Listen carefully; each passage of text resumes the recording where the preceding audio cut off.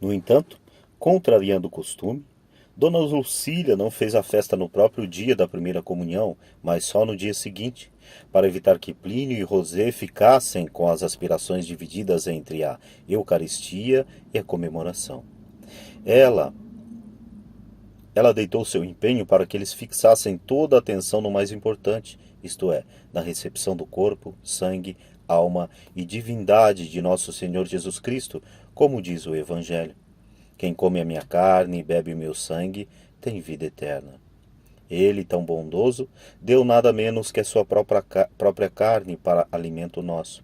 E aqueles que não comungam não podem nutrir em si a vida sobrenatural da graça. Com sua delicadeza característica, Dona Lucília chamou as crianças e lhes explicou como seria o programa. Vocês devem entender que a festa não vai ser nesse dia.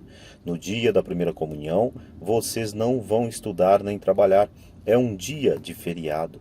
Devem permanecer o tempo inteiro tranquilos, fazendo pequenos brinquedos calmos, rezando e procurando lembrar-se do que se deu. Podem andar dentro de casa de um lado para o outro, mas não ir ao jardim nem estar olhando pela janela, para assim concentrar o pensamento no Santíssimo Sacramento. Pelo testemunho de Dr. Plínio, é possível constatar o quanto o desvelo de Dona Lucília não foi em vão. Lembro-me com gratidão sem nome dos larguíssimos períodos desse dia imbuídos na inocência. Eu tinha a impressão de estar vivendo no alto de uma montanha, ou melhor, no alto de uma nuvem. Eu que era tudo diferente, diverso, uma outra vida.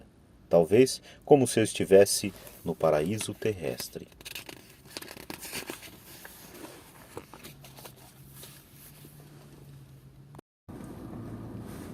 Um menino católico. Isto transparece especialmente na fotografia feita por ocasião da primeira comunhão. Em várias oportunidades, ao analisá-la, Dr. Plínio dizia notar que existia nele uma evidente ponta de amor próprio, a qual não constituía em pecado mortal, mas um defeito a ser combatido. Ao reconhecer isso, ele se trai, pois dá um depoimento justo a respeito da matéria, deixando patente não se tratar de consentimento à vaidade, mas isso sim, uma inclinação procedente do pecado original, da qual ele tomaria consciência mais tarde e estrangularia até vencer. Entretanto, quem analisa a fotografia com vagar encontra na mente deste menino uma noção clara de quem ele é. Ainda que procurasse não prestar atenção a fim de explicitá-lo inteiramente, ele sabia possuir, por dom de Deus, umas tantas superioridades, a origem familiar muito distinta e aristocrática. Uma personalidade de quem foi chamado a dominar pela influência e, sobretudo, a força, a grandeza, o discernimento dos espíritos e a sabedoria. Isso lhe conferia um senso de dignidade mais da alma do que do corpo, e um amor a si próprio, não por egoísmo, mas por complacência para com aquilo que nele existia de bom. Era a esperança de alguma coisa maior, e eu não era alheio a ela. Todavia, era uma esperança singular, porque de um lado ele me envolvia no sentido de eu perceber que haveria acontecimentos que me chamariam a ter uma vida inteiramente diferente do comum das pessoas. Com um destino especial que eu sentia ser-me dado pelo único que pode determinar isso, Deus. E uma presença enorme da ajuda dele para realizá-lo, porque eu, só por mim, não realizaria nada. Desse ponto de vista, tudo muito direito. Mas do outro ponto de vista, uma tendência má a formar uma ideia muito vantajosa a respeito de mim mesmo, já que naquela idade, e a regalar-me com isso, achando uma delícia ter esse destino especial. Compreende-se, pois, a imponência e nobreza notórias na fotografia, como também a posição de desafio, indicativos de estado de espírito com que ele fez a primeira comunhão. É de uma pessoa que começa a ter bem clara a luta e sente a rejeição aproximar-se. Então, ele se afirma e reserva energias para um grande combate. No comentário transcrito a seguir, veremos o que ele entendia ao falar de sua pretensa vaidade. Quando eu digo que há certo orgulho naquela minha foto de primeira comunhão, refiro-me ao seguinte: eu sinto que estou brilhando com a minha inocência e que os outros vão recusar e me combater. Mas sinto também que eles não têm direito de recusar. Está bem, então agora eu vou fazê-los engolir, o que não é bom. Eu tenho receio de que na afirmação da própria luminosidade entrasse uma tendência à embriaguez consigo mesmo. E de fato, essa luminosidade existia, de maneira particular, sobre a expressão de uma enorme pureza que se irradiava de seu interior. Porém, desde menino, foi obrigado a ocultar inclusive a virtude angélica que possuía, e, portanto, já naquela idade, ele teve que amarfanhar ao máximo essas manifestações do seu espírito, porque, de outro modo, tê-lo-iam trucidado. Certa vez, referindo-se à mesma fotografia da primeira comunhão, ele advertiu sobre um aspecto que nela está ressaltado, mais do que em todas as outras.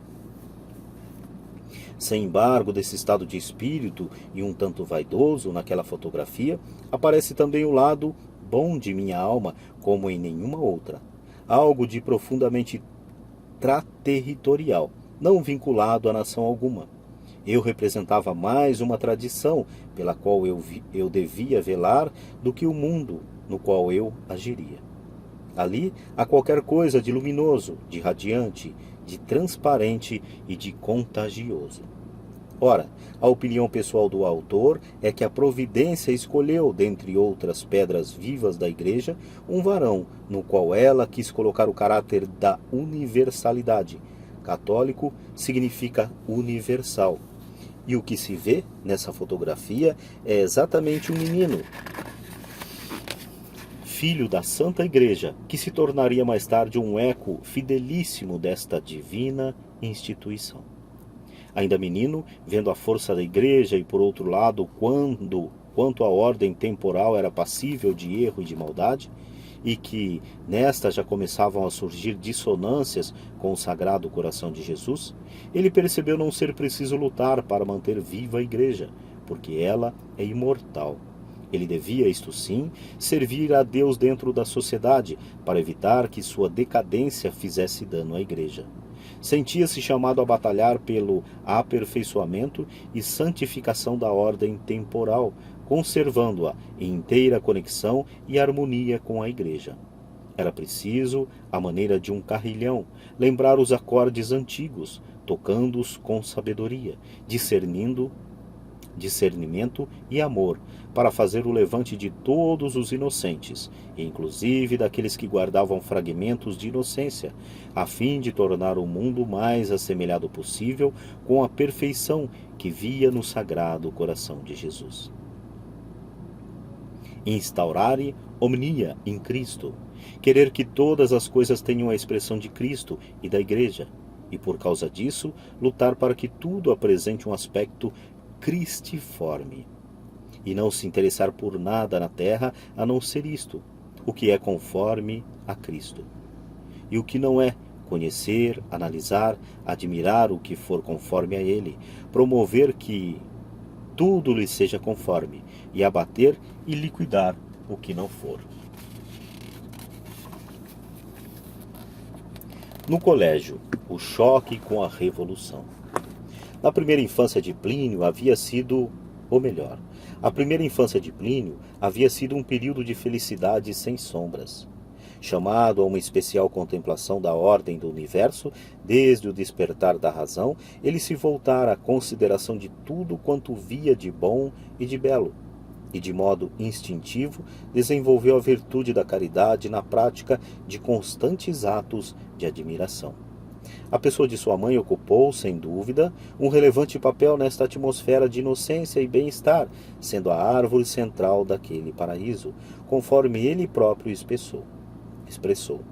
Diante de seus olhos, porém, não tardou em aparecer um ponto de referência ainda mais alto, para o qual sua alma sentia atração irresistível. Era a Santa Igreja Católica, o verdadeiro objeto de seus encantos, em cujo centro se erguia a figura do Sagrado Coração de Jesus, modelo e arquétipo de toda bondade e retidão. Ele imaginava, entretanto, que tal visualização era participada por todos aqueles com os quais convivia. Essa cognição da igreja me levava, no tempo da inocência despreocupada e não militante, a uma posição de enlevo por muitas coisas, mas certo de que todo mundo tinha o mesmo encanto. Eu julgava que tal situação se prolongaria por toda a sua existência. Assim, havendo ele atingido a idade de 10 anos, o seu amor contemplativo ainda não se explicitara por inteiro e, sobretudo, não fora submetido ao fogo da provação. Faltava-lhe a noção completa da existência do mal. Ele não tinha ideia de quanto aquelas graças primeiras eram apenas um ponto de partida, preparando-o para embates futuros. Agora estava pronto para esse encontro que daria início à grande luta de sua vida. A miragem das cerejeiras. Plínio estudava em casa desde muito pequeno, recebendo aulas de Fraulein Mathilde, a qual o educava com esmero e, entre muitas outras matérias, ensinara-lhe as línguas alemã e inglesa, além de aperfeiçoar seu francês. Ora, alguns dos seus primos já haviam ingressado no Colégio São Luís, dos padres jesuítas, e insistiam para ele também se inscrever ali. Mas Dona Lucília tinha dúvidas quanto a tal decisão e retardava sua licença. De seu lado, ele queria saber exatamente como era o ambiente do colégio, e então conversava a miúde com seu primo Procópio, um pouco mais velho do que ele, fazendo-lhe perguntas sobre o estabelecimento. Porém, este menino era muito labioso e esperto, possuindo tanta capacidade inventiva que iludia as pessoas e as convencia a acreditarem em suas afirmações. Assim, começou a dourar sua discrição, dando ideias fantásticas a respeito do Colégio São Luís. E Plínio, na sua inocência, indagou-lhe: diga-me, há cerejeiras lá no colégio? Para ele, a cereja era uma verdadeira delícia, uma fruta de sonho, preferida a toda e qualquer outra. O primo respondeu: pátios estão cheios de cerejeiras magníficas, carregadas de cerejas quase o ano inteiro, no ponto de serem comidas. Plínio, porém, levantou um problema moral. Mas os padres deixam os alunos subirem nas árvores, apanharem as cerejas que quiserem e comê-las diretamente? É permitido ou proibido? Elas estão à disposição dos alunos. Cada um pode colher-lhe à vontade. E acrescentou que as frutas estavam ao alcance da mão, não sendo necessário sequer subir nas cerejeiras. Por isso, Plínio concluiu: então, é interessante ir ao colégio. Ludibriado por aquele mito, imaginando o colégio como um paraíso maravilhoso, à maneira de sua existência inocente, e tomado pelo desejo de encontrar as cerejeiras lendárias, na mesma noite ele procurou seus pais e pediu-lhes com insistência para ser matriculado no São Luís, ao que Dona Lucília e Dr. João Paulo acederam. Rememorando tal episódio, explicaria ele: essa miragem das cerejas representa bem o mundo com as suas ilusões, e foi isso o que me arrastou para os perigos do colégio. No colégio, a primeira decepção. Efetivamente, Plínio foi matriculado no Colégio São Luís, iniciando seus estudos em fevereiro de 1919. No primeiro dia de aula, teve uma surpresa até sair de casa, por verificar que seu primo não passara para apanhá-lo e fazer-lhe companhia no trajeto, como prometera, nem o esperava junto aos portões, quando chegou conduzido pela Fraulein. As observações feitas ao entrar com seus livros e cadernos e ser deixado no recinto escolar o marcariam para sempre. Todos os meninos olhavam para ele como um aluno novo. Foi meu primeiro encontro com um ambiente que não era o de minha família e tive a impressão de um mundo hostil, o qual me analisava para criticar-me. Até então, eu vivera sob a autoridade paterna e materna, as ordens da governanta. E nesse momento, tive a sensação de uma independência completa, pois no momento de me relacionar com aquele mundinho que passava a ser o meu, eu não tinha pai, nem mãe, nem Fraulein. Estava ali sozinho e precisava me arranjar como pudesse. E qual não foi a surpresa ao procurar as cerejeiras e não as encontrar em nenhuma parte? Ali se havia apenas um grande bambuzal, mas as famosas árvores não existiam. Percebendo que havia sido enganado pelo primo, Plínio teve o primeiro desapontamento em sua nova vida, fato detonador de muitos outros. Ele então se esqueceu de mim completamente, sem me dar a menor importância à minha decepção. Permaneci isolado, pensando nesse primo que eu não achava tão bom e direito, a quem admirava com verdadeiro entusiasmo e ao qual queria como a um irmão. O que é isso? Alguma coisa não está certa. Como ele mente desse modo? Então, existem coisas assim? Compreendi como o mundo estava cheio de cerejas, da ilusão, e quanto ele era repleto de realidades opressivas. Além disso, tanto o mencionado primo quanto os demais parentes que ali estudavam fingiram não conhecê-lo e se esquivaram de sua companhia. O encontro com uma grande desordem. A segunda desilusão de Plínio consistiu em dar-se conta de um fenômeno, o qual ele não sabia ainda rotular, mas que lhe causou grande espanto. Quando começou a tomar contato com os alunos, entendeu que se encontrava em meio a um bando de meninos agressivos, revoltados e igualitários, profundamente revolucionários. Utilizavam expressões pouco recomendáveis e tratavam-se uns aos outros com modos brutos, chegando inclusive a zombarem dele. Acostumado a dirigir-se às pessoas com muita compostura e cerimônia e a chamar de senhor aqueles a quem era apresentado, surpreendeu-se ao sentir que um de seus novos colegas chegava junto a ele e batia em seu ombro, à maneira de cumprimento. E pensou, por que age assim comigo? Eu não lhe dei esse grau de intimidade. Isso não é tolerável. Porém, notou que não seria conveniente enfrentá-lo naquele momento. Fiquei indignado com isso, mas percebi logo que, se reagisse com força, haveria uma pancadaria e eu estaria perdido. Então, refugiei-me numa atitude de segurança, cheia de dignidade, como se não desse importância àquilo, mas no fundo estava preocupadíssimo. Contudo, o maior susto de Plínio seria na hora do recreio. Havendo saído das salas de aula em boa ordem e disciplina, os alunos formaram no pátio e, de repente, ao ouvir o apito de um dos mestres jesuítas, todos se dispersaram no estouro de uma debandada caótica. Pela primeira vez ele viu um tropel de meninos que corriam como horda de bárbaros. Davam pontapés e derrubavam uns aos outros, transpiravam e rolavam na poeira, em tremenda agitação e gritaria. Para ele, presenciar essa cena foi um verdadeiro trauma. Aqueles gritos me pareceram o sumo do que não haveria de ser. Era uma espécie de orgia de vasto de vitalidade, de intemperança e de falta de ordem. Um grande frenesi absorvia e dominava completamente os alunos, e os jogos se desenvolviam em meio à tensão nervosa e à superexcitação. E o pior, entretanto, era o que ele via com horror nas almas e no ambiente, pelo dom de discernimento dos espíritos. Aquilo me parecia uma espécie de cidade do demônio, onde todos eram moleques, porcos, vulgares e sem fé. Um enorme contraste. Criado numa família muito digna, composta e aristocrática, Plínio concebera o universo das relações humanas de acordo com o padrão que recebera em casa.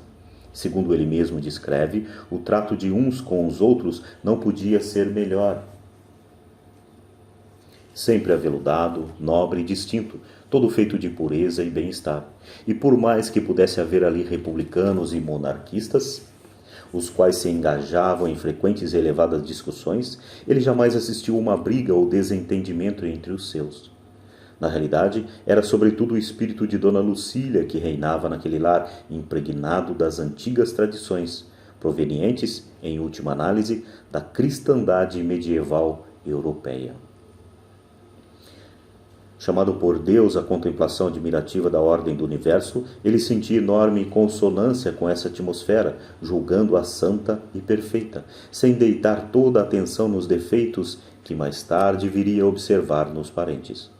Tal conduta foi ótima para sua formação, pois ele se via obrigado a estar à altura daquilo que seus olhos sublimavam. E não queria, de modo algum, abandonar essa harmonia que tanto amava. Tudo isso havia contribuído para tornar sua infância suavíssima e cheia de felicidade.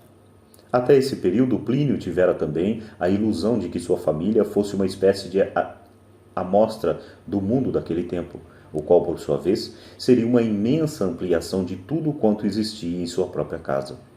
Devia haver na terra outras pessoas cuja bondade e virtude, sem atingir a excelência e a categoria de Dona Lucília, estivessem, entretanto, na mesma linha. Assim, ele se dirigiu ao Colégio São Luís na certeza de encontrar um ambiente semelhante ao seu, inclusive imaginando-o superior e requintado, à maneira de uma grande e extraordinária família. Ora, ao chegar tomou contato com o extremo oposto daquilo que esperava, um mundo encharcado pela mentalidade que o cinema de Hollywood começara a difundir após a Primeira Guerra Mundial. Com o advento da influência norte-americana, o estilo europeu, mais digno e solene, ia sendo desprestigiado e banido em favor dos modelos inovadores, marcados pela vulgaridade ateia e pelo gozo desenfreado da vida terrena. Tanta desarmonia, cacofonia e desordem contrastavam com todos os restos da civilização cristã que ele conhecera e nos quais havia sido criado. Habituado a essa educação, entrei para o colégio como se um bólido me tivesse lançado bruscamente, de dentro desse meio tão aconchegado, tranquilo e antigo, 30 anos para frente. Desembarquei no São Luís como alguém que poderia desembarcar na Lua, e no primeiro dia senti o choque dos dois mundos, compreendendo, num momento, que estava diante de um novo caminho e que o ambiente de minha família, tradicional e convencional, era o passado, remoto, como o tempo dos faraós. E a que se devia essa enorme diferença entre os costumes assimilados por ele e o comportamento daqueles seus colegas? Ele assim o explicava. São Paulo estava muito mais modernizada do que eu me afigurava. Certos estilos e modas, completamente desprovidos de grandeza e contrários à educação que havia recebido, se despejavam pelo Brasil. As relações entre os meninos da mesma idade não consistiam mais nas maneiras cerimoniais que se usavam em minha casa, mas eram de uma selvageria incrível, já francamente revolucionária. Tudo o que eu aprendera a ser a ordem, para eles era desordem, e tudo o que para mim significava desordem, eles consideravam normal. A sua análise logo lhe revelou um panorama mais vasto do que ele, de início, poderia imaginar. Não se tratava apenas de uma questão de etiqueta, mas de uma sacola espiritual. E especificava tudo quanto o seu discernimento então lhe mostrara. Com muita clareza, vi todo o mundo que havia por detrás dessa mudança. A recusa da amabilidade, do respeito, da cortesia e da confiança recíproca. O ritmo acelerado, o desprezo das regras de boa educação como sendo completamente inúteis. E a introdução da brutalidade na vida. Enquanto as mais antigas atitudes e maneiras que eu tinha aprendido exprimiam um modo de ser e uma ordem da alma, a qual tinha como reflexo a ordem do corpo. O modo moderno, pelo contrário, manifestava de uma desordem das almas. No recreio, uma pedrada. Ao longo dos dias e das semanas em sua nova existência de estudante, Plínio se manteve numa postura de silenciosa recusa em relação ao espírito revolucionário reinante entre os colegas. Ora, em pouco tempo, teve a surpresa de constatar que algum dos piores meninos do colégio o observavam e haviam percebido logo qual era a sua atitude. Começou a sentir que se levantara contra ele profunda antipatia da parte destes, e em breve passou a sofrer a investida das caçoadas, as quais não tardou em seguir a agressão. Encontrava-se ele de pé num canto do pátio durante o recreio, quando, de repente, foi atingido na cabeça por uma violenta pedrada, partida de um grupo de alunos, e cuja procedência ele reconheceu de imediato. Era um colega de sua idade, a quem ele já identificara como uma das figuras exponenciais em matéria de dureza, maldade e costumes libertinos. Apesar de não me atacar nunca, eu sentia que ele me detestava, especialmente por causa da minha castidade, com uma capacidade de odiar superior à de um menino. Lembro-me que, quando o conheci, pensei, é curioso, ele tem algo pelo qual é uma espécie de anti-ateu. Creio que ele também teve certo discernimento para intuir isso, o que explica a agressão. Aliás, ele possuía uma força de personalidade a qual correspondia bem o impacto daquela pedrada. De maneira que, quando a recebi, mesmo antes de saber de onde vinha, pensei, está assinado, já sei quem foi. Plínio entendeu o brutal aviso, sua atitude havia sido notada, e não lhe seria fácil sustentá-la naquele ambiente. Em consequência, perguntava-se qual seria o meio de impor-se diante dos companheiros com energia, a fim de manter sua posição moral em defesa da lei e da virtude. Entendi perfeitamente que a própria glória de Deus estava empenhada em que eu respondesse à perseguição de modo altaneiro e que algo em mim tinha de ser mais forte, pois, do contrário, seria esmagado como uma formiga. Porém, sentia que não podia levar a reação a ponto de transformar-se num menino colérico e capaz de empreender uma briga a qualquer momento, à maneira de seus colegas. E pensava, qual é o equilíbrio para poder enfrentar essa gente com braço de ferro? Não consinto em ser como alguns que vejo por aí, feras debandadas com ar de homens. Não quero ser assim. Então, decidido acima de tudo a ser fiel à sua inocência e não desejando perder seu caráter pacífico e temperante, via-se na necessidade de ouvir um bom conselho para resolver tal dilema. E confiava em que os ensinamentos da doutrina católica poderiam vir em seu auxílio. Comecei a prestar atenção nos sermões das missas, mas não obtinha uma solução para o problema. Tentei praticar esse equilíbrio por mim mesmo, mas sentia que faltava uma fórmula viva para me inspirar e me ajudar a ser eu mesmo. Essa procura de orientação com vistas ao contrário da fórmula ideal constituiu uma das suas maiores preocupações durante um período considerável. Mas a providência reservava a solução para o seu dilema, e esta lhe seria oferecida à maneira de surpresa, na circunstância mais imprescindível e no momento mais inesperado. Na Estação da Luz, Carlos Magno e seus 12 pares. Em certa ocasião, Plínio chegou à Estação da Luz com sua família a fim de embarcar no trem que os conduziria a Águas de Prata, no interior de São Paulo, para uma temporada durante as férias. Ao passar junto a uma pequena banca de livros e revistas ali existente, algo atraiu Plínio, fazendo deter-se o olhar. Era um livrinho muito simples e popular, tendo na capa uma bela e interessante gravura com o título Carlos Magno e os 12 pares de França. Sem ter a menor ideia a respeito de Carlos Magno e de seus pares, ele ficou encantado e exclamou interiormente: Carlos Magno? Os pares de França? Que maravilha! Este é um personagem formidável. E num relance, aquela ilustração do grande imperador descortinou em seu espírito um panorama novo e grandioso. Entendi que ele representava uma personalidade cujo olhar englobava e dominava tudo, num julgamento lúcido das coisas e numa espécie de poder universal. Porque tinha as vistas voltadas para Deus e para mais altas causas, com equilíbrio de força, de calma e de entraim. Este é um homem que eu deveria encontrar, pensei. Ele vale mais do que todos os outros que conheço. Percebi que ele era o símbolo de uma época muito mais perfeita do que a nossa. E naquele instante, compreendeu que lhe era oferecida a almejada solução para a sua perplexidade interior. Ao mesmo tempo, tive a seguinte reação de alívio, que no momento não sabia explicar bem. Encontrei ali o equilíbrio entre a força e a bondade que tanto procurava. Imediatamente foi procurar seu pai, implorando-lhe: Papai, preciso daquele livro para ler na viagem. Poderia me comprar? Que livro você quer, meu filho? Aquele ali, Carlos Magno e os 12 pares. Para não se ver incomodado pela insistência do filho, o pai lhe deu uma moeda e ele comprou o que desejava. A família embarcou as malas, todos ocuparam seus lugares, e assim que o trem se pôs em movimento, Plínio escolheu um assento isolado, abriu o livro e começou a lê-lo absorto.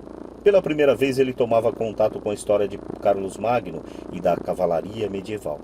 E sentia-se arrebatado, vibrando de ardor e entusiasmo, a ponto de continuar a leitura por toda a longa viagem. Ao referir tal episódio, explicava ele, aquilo me dava uma noção de enorme contraste com o mundo moderno, em especial com o ambiente do recreio do meu colégio. Pensei, Carlos Magno, este era quem eu procurava e esperava. Encontrei. O futuro está contido nesta história, pois um dia terá de existir alguém como ele. E uma voz interior parecia dizer-me, você terá algo à maneira disso. E a sua meta é essa, e a sua vitória será semelhante à dele. É evidente que neste momento Plínio foi tomado por uma graça mística de contemplação, vendo em Carlos Magno e em seus 12 pares algo não descrito naquele livrinho, mas que o dom de discernimento dos espíritos lhe fazia intuir e imaginar. A figura de um exímio lutador, de um homem que viveu guerreando, rechaçando os inimigos para longe e sempre vencendo. De modo particular, impressionava-lhe a ideia de um relacionamento entre pessoas irmandadas por um altíssimo vínculo e ponderava, par de Carlos Magno. Como seriam esses pares? Que coisa maravilhosa! Esse título comporta uma relação de lealdade valiosa, varonil, forte e durável, com tal confiança mútua. É a união de todos na disciplina e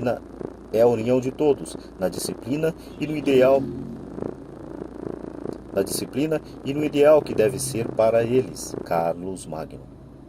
Com isso, é diferente da criançada com o qual convivo. O nosso relacionamento nunca faz pares, de maneira alguma. Que tristeza! Eu não sou par de ninguém. Não existe uma pessoa com a qual eu possa ser par. Estou no mundo dos ímpares. No fundo, ele estava à procura de alguém com quem conviver e conversar a respeito de elevados temas, bem como de um arquétipo, um homem ao qual ele pudesse se entregar para ser assumido, e de cujos dons e qualidades participasse. E assim, por um dom místico todo especial, Carlos Magno passou a fazer parte de seu panorama interno, enquanto excelente e assíduo interlocutor. Ele era como um polo para o qual minha alma era atraída. Comentaria Dr. Plínio a respeito da afinidade que sentiu com o imponente imperador. Ademais, esse fato descerrou um novo horizonte em seu espírito, dando-lhe afinal a fórmula perfeita de um momento, ou melhor, dando-lhe afinal a fórmula perfeita de um modo de ser, no qual se harmonizavam a combatividade e a delicadeza, a bondade e a força. Ao concluir a leitura do livro e fechá-lo, sentado junto a uma janela do trem, ele estava decidido a ser em seu ambiente o que fora em sua época o grande Carlos, um guerreiro da causa de Deus. Chapéus da Idade Média. O acontecido durante aquela viagem a Águas de Prata não se restringiu à descoberta de um insigne personagem, o qual se tornava agora importantíssimo ponto de referência nas reflexões de Plínio. Nesse dia, ele abriu os olhos para a perspectiva de toda uma era histórica que seria para si uma fonte inesgotável de maravilhamento. Esse encontro com Carlos Magno foi como um primeiro toque de alaúde da Idade Média para mim, e assim se acendeu a luz da minha admiração por ela. Pouco tempo depois, estava ele num automóvel descapotado, participando do desfile de carnaval da Avenida Paulista, quando viu passar um veículo com algumas moças trajadas com fantasias que comportavam um chapéu cônico, de cuja ponta vendia um véu de tule. Teve então um estremecimento de encanto e, extasiado, perguntou ao pai, que se encontrava ao seu lado: "O que é aquilo?" Ele lhe respondeu de modo displicente: "Ah, são chapéus da Idade Média." Exclamei interiormente: "Oh, que Idade Média!" Esse nome é uma pista, a qual deve ser conexa com muitas outras coisas boas. Vou retê-lo na memória e depois investigarei o que foi a Idade Média, pois ela tem algo para mim. Algum dia encontrarei uma explicação a respeito da beleza desse chapéu. No fundo, ela é religiosa. Ela é a fórmula e a solução para tudo. Com efeito, aquela lhe parecia a cobertura perfeita para as senhoras, de beleza absoluta, conferindo-lhes grande dignidade e feita por ser o reflexo da participação delas na natureza divina, pela graça. Na realidade, pelo dom das arquetipias, ele havia concebido com anterioridade o chapéu ideal, como afirmava. Eu já tinha antes a ideia subconsciente, proveniente da inocência, de um tipo de chapéu que simbolizasse a retidão e fosse o complemento natural da cabeça humana feminina na sua nobreza. Nessa ocasião, eu o encontrei. Mas, sobretudo, aquele achado cristalizava em seu espírito a perspectiva de uma era histórica cheia de esplendor que a figura de Carlos Magno lhe havia feito vislumbrar. O meu coração bateu de saudades de um passado que não conhecia e de esperança de um futuro que ainda não tinha entrevisto. Todavia, tal visualização de Plínio sobre um período da história em que reinavam a ordem, a beleza e a harmonia entrava em forte contraste com a realidade por ele vivida, todos os dias no contato com seus colegas, portadores da mentalidade hollywoodiana, a qual representava, por excelência, o oposto da elevação e da sacralidade medievais. Diante de uma revolução universal. Sozinho no pátio, enquanto presenciava o espetáculo de brutalidade e desordem protagonizado pela massa de alunos fabricitados ao saírem ao recreio, em certo momento Plínio compreendeu o que antes jamais suspeitaria. O mundo inteiro é como este colégio. Assim, observando seus colegas, ia tendo a noção de que eles eram apenas uma amostra do mal esparso em toda a sociedade. Plínio constituiu para si mesmo a visão a respeito desse problema. Tratava-se de um movimento mundial cujas forças cresciam, destruíam a civilização com enorme sanha, tomavam conta da face da terra e encaminhavam a humanidade num sentido cada vez mais oposto à ordem do universo. Sem ainda usar o termo nem definir seu significado, ele havia explicitado a existência da revolução e com ela acabava de ter seu primeiro choque. Eu estava, portanto, diante de um movimento universal, organizado e coeso, com uma mentalidade única, a qual se exprimia sob várias formas e abrangia todos os assuntos. Percebia que ele tinha só o fundo, o qual não consistia numa causa inerte, mas viva. E esse movimento alcançava com tanta expansão, segurança e força, que se tinha tornado irresistível. Era o início da ideia da revolução. Pouco depois, Plínio começou a interessar-se por alguns livros de história, com a finalidade de entender como se iniciara no passado o fenômeno que ele via realizado no presente, e conforme ele narrava, para explicar a mim mesmo o fundo daquilo que era o meu caso, mas eu percebia ser o caso do mundo. Ou seja, ele analisou a luta entre o bem e o mal no processo histórico e soube situar-se nela. Ademais, discerniu que esse movimento não se deteria, mas chegaria até seu fim último, atingindo os piores extremos. Num olhar só, viu o mal em todo o seu desenrolar e em toda a sua feitura, e de tal forma que a partir desse momento para ele não houve mais novidade nem surpresa em matéria de maldade. Também nos primeiros lances de sua vida escolar, ele percebeu sua própria solidão. Olhava em volta e não encontrava quem pudesse fazer-lhe companhia e lhe dar apoio. Todos os companheiros eram consonantes com a mentalidade hollywoodiana e não existia outro com ele. Vendo-se ilhado e sozinho, pensou: de um lado está o mundo inteiro, do outro estamos mamãe e eu, com mais ninguém. De fato, a única pessoa que o sustentava era a dona Lucília, mas apenas enquanto modelo, pois não estaria junto a ele no colégio para fortalecê-lo naquela situação. Então, pôs os olhos naquilo que sempre fora o seu principal amparo, mas que agora seria muito mais. Restava-lhe a verdadeira cidade de Deus, a Santa Igreja Católica, Apostólica, Romana, minha mãe.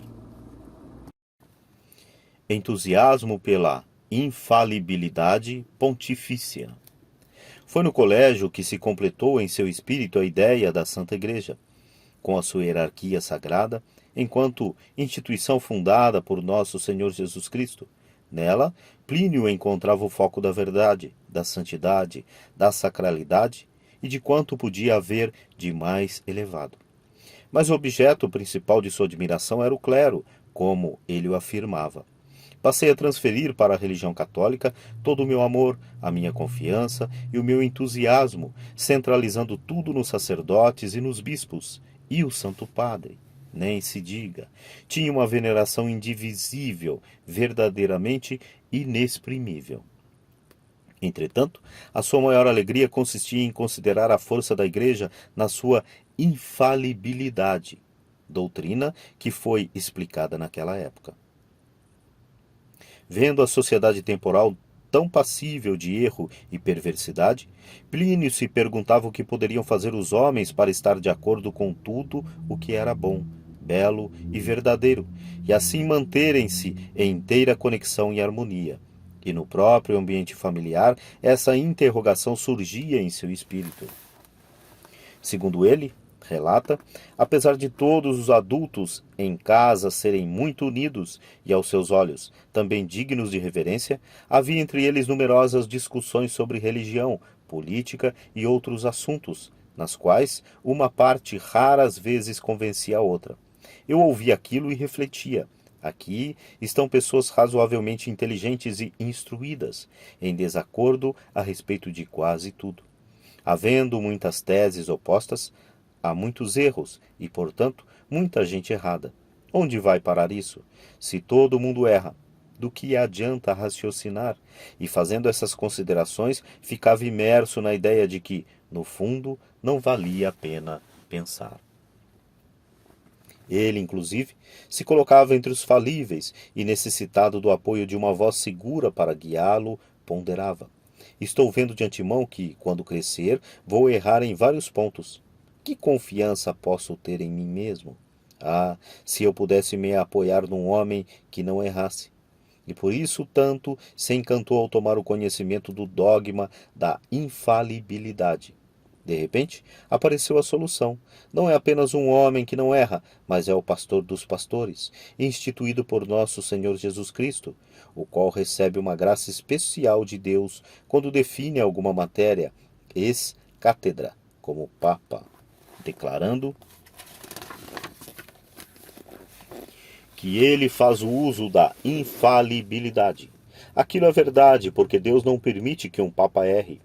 Eu disse, nisso estou de corpo inteiro.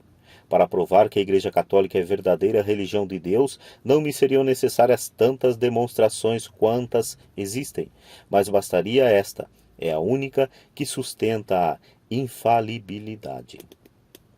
Ao recordar seus primeiros enlevos com tal ensinamento, explicava ele, e ela era a minha mestra e corrigiria os desvios eventuais a que eu sabia estar sujeito. Sendo capaz de erro, pelo lapso da inteligência e pela tendência ao mal, sentia-me enormemente protegido pela ideia de uma igreja infalível. Entretanto, as riquezas da doutrina católica ainda lhe reservavam outras surpresas nos bancos da sala de aula. Meu espírito rejubila em encontrar a lógica perfeita. Dentre os professores jesuítas de Plínio, um deles deixava-o maravilhado de modo especial o mestre João de Carvalho e Costa, responsável pelas aulas de lógica. Ainda noviço, mas já imbuído de coerência tão própria ao carisma da Companhia de Jesus, ele montava raciocínios, dando premissas e tirando conclusões, e fazia seu aluno exultar de admiração diante de tanto esplendor da demonstração da verdade. Até o fim de sua vida, Dr. Plínio se recordaria de certa circunstância em que assistia a uma exposição do mestre Costa, aos 11 anos de idade. Lembrar-se-ia da posição de sua carteira na classe, da janela à sua direita e do panorama que dela se podia ver. Ouvindo-o dissertar com tal beleza e dar explicações sobre um silogismo com exemplos tão bem escolhidos, ele começou a se encantar e, em determinado momento, teve um surto de entusiasmo por compreender a lógica de Santo Inácio e vê-la assim brilhar num discípulo dele. Ele mesmo narrava o que aconteceu. Enquanto olhava para o mestre Costa, que acabava de fechar sua argumentação, teve uma experiência interior pela qual viu todo o carisma e a mentalidade do Santo Inácio, e discerniu por inteiro a lógica que ele havia trazido ao mundo. E então, pelo amor a essa lógica, Plínio recebeu uma graça. Deu-se uma comunicação entre Santo Inácio e ele, à maneira de uma centelha. a ponto de ser infundida em sua mente uma participação no espírito inaciano. Sem a menor dúvida, o ocorrido teve todas as características de um fenômeno místico, o que também foi provado pelos resultados. Até o fim de seus dias, Dr. Plínio comentaria o episódio como sendo uma verdadeira troca de mentalidades entre ele e o fundador da companhia, uma transmissão sobrenatural de sua lógica, que lhe dotava de uma capacidade de raciocinar muito mais aguda do que antes. Eu percebi naquele momento que era como se o espírito inaciano tivesse tomado conta do meu. Não teria havido ali um fenômeno de união mística? Anos mais tarde, ao conhecer o livro dos exercícios espirituais de Santo Inácio, o qual lhe faria um bem incalculável, receberia ele uma graça que o confirmaria nessa convicção. Quando eu li pela primeira vez os exercícios, pensei, esta é a expressão perfeita e acabada da lógica que naquele instante eu admirei. Ele entrava em mim e me remexia até as entranhas, e dizia, meu espírito rejubila em encontrar aqui a perfeita lógica que eu sempre procurei e que já recebi naquela ocasião. Ora, antes mesmo de ser favorecido por esse dom místico, Plínio possuía forte propensão ao raciocínio lógico e à clareza de expressão. E do ponto de vista da própria natureza, o sangue pernambucano herdado de seu pai muito o ajudava nessa matéria. Porque, então, quis a providência oferecer-lhe tal superabundância de espírito lógico? Talvez com o intuito de dar-lhe uma noção mais nítida a respeito do bem e do mal, da verdade e do erro, do belo e do feio, e desse modo transformar sua boa tendência numa verdadeira integridade de alma e numa total disponibilidade para a prática de todas as virtudes. Isso contribuiu para fazer dele um varão, especialmente caracterizado pela fortaleza, pois, havendo nascido com inclinações à preguiça, foi obrigado a combater um dos vícios mais difíceis de serem vencidos. Assim, com o auxílio da lógica, chegou ele a construir para si uma vida espiritual toda voltada para a plena e perfeita santificação. Um compêndio vivo do catecismo. Por outro lado, devido ao alto senso do ser que possuía, ao seu discernimento dos espíritos e à sua virtude de sabedoria, Plínio já havia pensado e explicitado uma série de princípios e visualizações, por ele chamadas de divagações, a respeito da ordem do universo. Ao tomar contato com a doutrina católica, exposta de forma coerente, clara e concatenada pelos filhos de Santo Inácio, ele verificou com alegria que tais meditações passadas tinham relação com a Santa Igreja e foram como um preâmbulo, preparando-o para receber esses ensinamentos.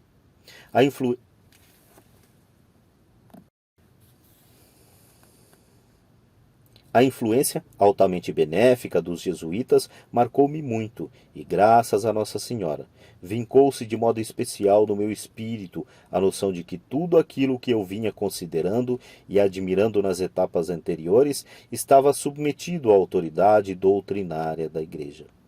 Plínio percebia haver um universo de bondade, beleza e verdade em seu interior, mas não conhecia ainda os princípios desenvolvidos pela teologia para explicá-lo. E agora, assistindo às aulas dos padres, encontrava justificação, mais uma vez com enorme gáudio. Tudo isso era fruto da graça, da vida sobrenatural, a qual vinha da Igreja Católica. Ele assim o afirmava. Cravou-se em meu espírito a ideia de que tudo quanto havia em mim de bom e de belo, eu recebia por ser católico, pela minha comunicação espiritual, sobrenatural e religiosa com a Igreja. Ela era a própria fonte, a concha na qual pousavam todos os benefícios de nosso Senhor Jesus Cristo para mim e para todos os homens. Ao mesmo tempo, as lições a respeito dos mandamentos também foram para ele motivo de grande enlevo, confirmando-o em seu senso moral e em sua retidão, tão característicos da formação que recebera. As leis feitas por Deus, sacratíssimas, venerabilíssimas, as leis da Igreja, complementação da lei de Deus, obrigando também com a autoridade divina as noções de dogma, de preceito e da necessidade de obedecer, se vincaram em meu espírito a fundo, com o fruto das etapas anteriores. Portanto, os ensinamentos da Santa Igreja não foram para ele uma novidade ou um achado, mas uma explicação do que já possuía. Antes de aprender a doutrina católica, esse menino era um compêndio vivo do catecismo. E tudo se devia à compreensão que ele tivera na primeira infância a respeito do Sagrado Coração de Jesus, a quem conheceu pelo discernimento dos Espíritos, amou e procurou imitar, aderindo a ele de forma plena. Nesse ponto de partida estava contida, como consequência, a fidelidade de toda uma vida, sempre estável, tranquila e profunda, a qual seria fortalecida no choque com aquilo que havia de mais oposto a Nosso Senhor, e que Plínio havia encontrado no colégio: a revolução. Em defesa do Sagrado Coração de Jesus. Em certo momento, Plínio percebeu com toda a nitidez tudo quanto ele via de bom no universo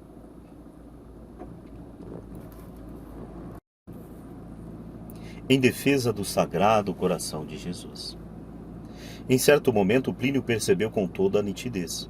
Tudo quanto ele via de bom no universo tinha relação com o Sagrado Coração de Jesus, e a desordem existente no mundo se levantava contra ele. Nosso Senhor era o ponto central, o divisor de águas, a arquetipia, em função da qual as coisas se explicavam e se definiam. De um lado estava ele, como polo do bem, do outro se encontrava a mentalidade revolucionária, polo do mal, em revolta contra o Sagrado Coração de Jesus e sua Santa Igreja, tendo como aspecto mais saliente a impureza. Afirmava ele: toda essa batalha que eu presenciava tinha como centro a religião.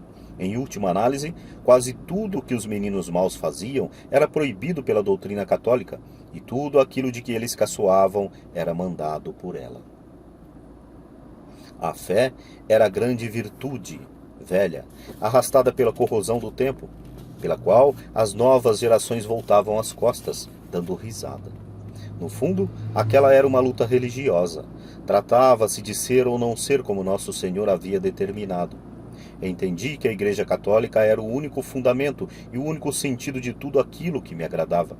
Ela era o suporte, a explicação, o fim, o centro e a luz da verdade, da santidade e de tudo o que eu amava. Sim, a partir de seu encontro com o mal, o enlevo de sua alma pelo bem, pela verdade e pelo belo, se havia tornado manifesto e definido como autêntico amor à Igreja. Em contrapartida, passava a ver o quanto esta era odiada e perseguida. E começava a contemplar nela, com encanto, outra característica pela qual ele possuía uma grande propensão: a combatividade. A igreja me parecia um horto fortificado, cheio de maravilhas no interior, mas do lado de fora todo preparado, ajustado e assestado para o combate. Desse modo, ela chegava a uma elevadíssima conclusão, com base em impressões que levava em sua alma desde a primeira infância. Uma vez que existe um alto valor, é preciso fazer um oferecimento também muito alto para a defesa e glória dele, o qual consiste no sacrifício de si próprio. Surgia assim em seu espírito a ideia de feitos heróicos empreendidos para o bem da Santa Igreja. O encontro com o adversário fortaleceu a minha inocência e o reconhecimento da revolução me levou, na ordem do pensamento, a explicitar e amar com maior intensidade muitíssimas coisas da Igreja que eu via serem atacadas. Nessa ocasião, comecei a contemplar a Igreja enquanto militante e nasceu em mim a concepção contra-revolucionária da religião como força perseguida que nos apresenta as verdades eternas, salva as nossas almas e nos conduz para o céu, imprimindo em nossa vida um estilo, o único que torna a existência digna de ser vivida. Era o nascedouro daquilo que mais tarde ele chamaria de contra-revolução, cuja única origem estava na adoração a nosso Senhor Jesus Cristo, como ele o declarava ao narrar tal fase de sua vida. A medula da contra-revolução, em mim, é a devoção do Sagrado Coração de Jesus. E ainda acrescentava a esse respeito: toda a luta da contra-revolução é uma defesa que nós poderíamos chamar a mentalidade do Sagrado Coração de Jesus contra a revolução. E ele não hesitava em caracterizar esses momentos como os mais marcantes de sua existência até então. O confronto com a revolução havia sido quase um pretexto para outras grandes descobertas, de fundamental importância para o seu progresso espiritual. Esse foi o grande encontro com a Igreja e com o Sagrado Coração de Jesus, muito mais sério e profundo que os enlevos da minha primeira infância. Eu tinha cruzado um marco da minha história e começava realmente a viver. Entretanto, além da explicitação e do encontro, a providência pediria dele uma grande e irreversível decisão. Serei contra esse mundo. Nessa circunstância, punha-se para ele um problema, que formulava para si mesmo com toda a clareza. Diante de tal situação, tenho duas alternativas. Se eu seguir o caminho dos outros e me tornar semelhante a eles, farei carreira. Terei uma vida tranquila, serei benquisto, elogiado e aceito, e inclusive receberei algo de glória no meio deles. Mas, se eu for como tenho sido até agora e levar uma conduta à maneira de mamãe, serei um homem abandonado, perseguido, odiado e traído. O mundo inteiro se levantará contra mim para me esmagar, e serei o único a enfrentá-lo. Sofrerei a dor do isolamento, e a glória só virá mais tarde. Essa era a perspectiva apresentada de um menino de 11 anos, todo feito de afeto e doçura, digno filho de Dona Lucília. Pois bem, depois de ter visto o mal até sua raiz mais profunda e haver aberto novos horizontes na sua compreensão do bem e da santidade, ele soube arrancar dessa afetividade e intrepidez de um herói e escolheu o martírio da fidelidade. Tomou a resolução firme e categórica de erguer-se e lutar contra a onda revolucionária que parecia dominar a face da terra. Disposto a opor-se aos ambientes do colégio, da sociedade e da opinião pública. E disse: aconteça comigo o que acontecer, eu serei contra esse mundo. Esse mundo e eu somos irreconciliavelmente inimigos. Serei a favor da pureza, da igreja, da hierarquia e da compostura, ainda que tenha que ser o último dos homens, pisado, esmagado, triturado. Esses valores confundem-se comigo e com minha vida. Quando ainda muito jovem. É necessário ter presente nessa deliberação de enfrentar a revolução. Plínio possuía a clara noção de ser o defensor e representante de um passado que parecia, de modo definitivo, reduzido a ruínas. Ou seja, assumia para si mesmo os restos de uma tradição desprezada e abandonada por todos. Assim, no início de sua adolescência, renunciava ao gozo e ao sucesso que o mundo de seu tempo lhe poderia oferecer e voltava seu olhar inocente, enternecido e admirado para os vestígios da Idade Média, valores supostamente condenados ao desaparecimento, mas que ele sabia serem pronúncio de uma era futura, e nos quais conhecia a mentalidade do Sagrado Coração de Jesus. E tal seria sua fidelidade à resolução tomada que, no ano de 1980, quando um de seus seguidores lhe pediu o obséquio de resumir em breves palavras o ideal que o movia desde a infância na luta contra-revolucionária, Dr. Plínio não teve a menor hesitação. Sentou-se à escrivaninha e deixou consignada para a história a frase que descreveria toda uma vida de entrega a Deus e do idealismo indefectível. Quando ainda muito jovem, considerei elevado esse é aqui nesse livro é uma É um bilhetezinho que ele deixou escrito sobre sua escrivaninha. Quando ainda muito jovem, considerei enlevado as ruínas da cristandade. A elas entreguei meu coração, voltei as costas ao meu futuro e fiz daquele passado, carregado de bênçãos, o meu porvir. Graças místicas, arma contra a revolução.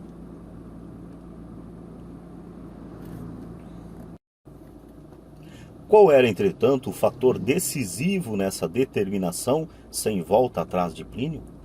Tratava-se de uma disposição prévia de seu espírito, a qual lhe tornava quase impossível a aceitação da mentalidade revolucionária, como ele mesmo explicou no ano de 1991.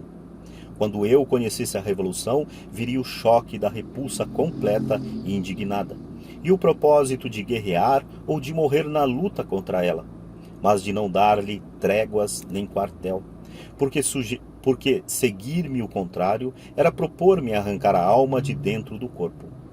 Por quê? Pelo extremo amor que eu tinha a um bem, o qual era a causa de toda a minha alegria que se comunicava a mim. Qual era esse bem? Motivo de tanto gáudio a bimbalhar como um carrilhão permanente em sua alma? Em parte, já foi explicado nestas páginas, porém, podemos vislumbrar ainda mais através da descrição do próprio Dr. Plínio. Eu percebia que tudo quanto havia de bom e de reto em mim se rejubilava de modo especial com a piedade e as coisas religiosas. Essa posição rejubilante da alma me fazia discernir um bem espiritual, não um ser material, residente alhures, mas tocando o mais alto de minha alma. Para mim, manifestamente era uma graça, e sou levado a pensar que havia nisso algo de místico. Eram, sem dúvida, inspirações sobrenaturais concedidas a ele através dos dons do Espírito Santo, e muito em particular, por meio do dom de sabedoria. E ele continuava: eu tenho hoje como certo, salvo o melhor juízo dos bons teólogos, que se tratava de uma graça de inocência e de amor a Deus, a qual me dava uma ideia, em termos terrenos, do que pode ser a visão beatífica. E tais graças constituíram seu escudo e sua defesa no momento do embate com a Revolução. Tudo isso formava uma estrutura contra-revolucionária, embora eu não tivesse em mente a Revolução, já era contra-revolucionário. Portanto, enganar-se-ia quem julgasse haver ele concebido a primeira ideia de contra-revolução, quando tomou contato com o mundo revolucionário no Colégio São Luís. Não, a raiz a raiz da contra-revolução desapontara antes em sua alma, e dela brotou a inconformidade com a desordem, a recusa à revolução ao encontrar-se com ela. De qualquer modo, a seus olhos estava claro haver-se iniciado uma etapa cuja nota tônica seria a batalha para implantar no mundo a harmonia, a pureza e a inocência. Ele, que era combativo, passou a ser combatente. Até então, a minha vida tinha sido cheia de uma felicidade primeira, toda áurea e sobrenatural. Agora, porém, as portas desse passado de alegria se haviam fechado atrás de mim e eu entrava numa nova existência. 1 ano depois da minha primeira comunhão, eu saía do paraíso terreno, do convívio diário com minha mãe e ouvia os primeiros rugidos da revolução. A luta havia começado. Panorama da grandeza bíblica. Mas quais eram as condições dessa luta? Por incomum discernimento, ele notava que a Igreja Católica era uma verdadeira e extraordinária potência, e muitas pessoas poderiam ser convocadas para lutar com ela. Eu vi ainda, no meu horizonte, uma série de fatores sociais e de circunstâncias contrárias à revolução, e o bem me parecia potencialmente muito forte. Tinha noção de que ainda existiam numerosas pessoas boas, sinceras, honestas, dignas e respeitáveis, especialmente nas gerações anteriores à minha, as quais entrariam na luta junto comigo, rumo a uma vitória muito provável. Plínio havia viajado pela Europa na sua primeira infância e ali encontrara um mundo com restos do Ancien Régime. Ecos da sacralidade medieval. Ecos da sacralidade medieval.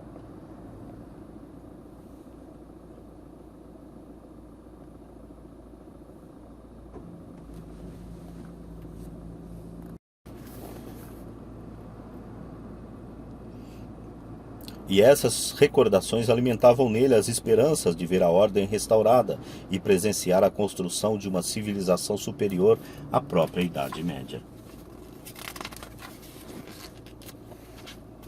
Por incrível que pareça, também analisava seus colegas e encontrava entre eles alguns que poderiam ser chamados a fazer parte das fileiras do bem, formar um grupo e organizar uma resistência. No meu ambiente de colégio, observava que muitos meninos quereriam proceder do modo virtuoso, e o fariam se não tivessem maus líderes que os conduziam para o mal. Portanto, se aparecesse uma boa liderança, eles talvez a aceitassem alegremente. Então, era possível travar uma batalha e vencê-la. E ao mesmo tempo que enxergava a enormidade do adversário e seu poder universal, o gigante da revolução tomando conta do mundo inteiro, via também sua debilidade. O mal era feito de falsidade, vazio e fancaria. E Plínio percebia quais seriam os métodos para fazê-lo cair. Nascia em mim a convicção de que a revolução era derrotável, como um colosso com pés de barro, o qual poderia ser derrubado com recursos relativamente modestos, se os autênticos filhos da luz se lançassem à tarefa, utilizando os meios, as táticas e as estratégias necessárias para tocar os pontos fracos dele. Disso eu não tinha a menor dúvida, pois sabia que Deus estava com os bons e desejava a vitória deles. E lançando o olhar para o futuro, vislumbrava a hora em que as circunstâncias seriam propícias ao triunfo. Haveria de chegar um momento em que o colosso se cansaria. Essa seria a hora de deitá-lo por terra. Por outro lado, ele ponderava os fatores contrários ao êxito dessa luta, dentre os quais o mais doloroso para ele consistia na moleza, no desalento e na falta de sagacidade dos bons, em contraposição ao espírito empreendedor que notava possuírem os maus. E eles não eram combativos, nem lutavam contra a revolução, por não conhecerem as verdadeiras técnicas para fazê-lo e por não verem toda a maldade dela. Também não eram capazes de se estruturarem agilmente, e daí vinha para eles um desânimo que os tornava azarados e derrotados de antemão, impedindo-lhes qualquer sucesso ou conquista.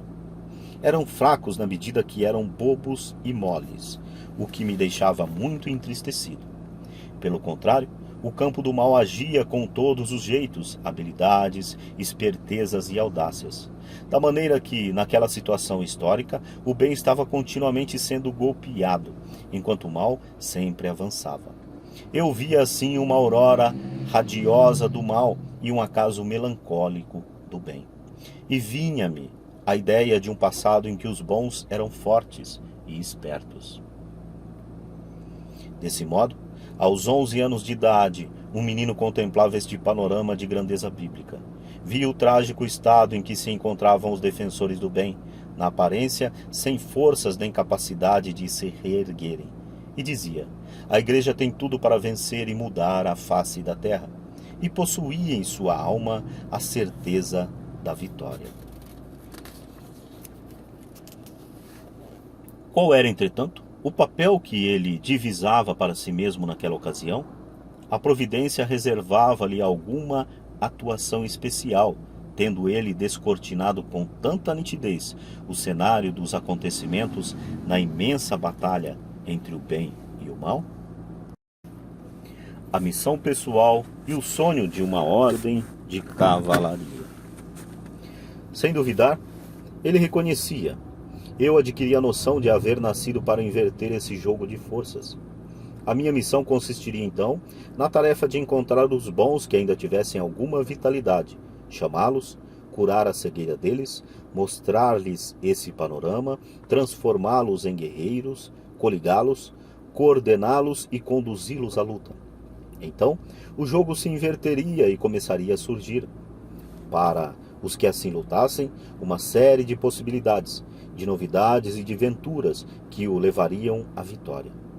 Com essa visão claríssima a respeito do seu futuro e da grandeza de sua missão, nascia e concretizava-se a vocação de Plínio, enquanto o varão providenciou o cruzado que deveria enfrentar para a Revolução no seu cerne mais entranhado.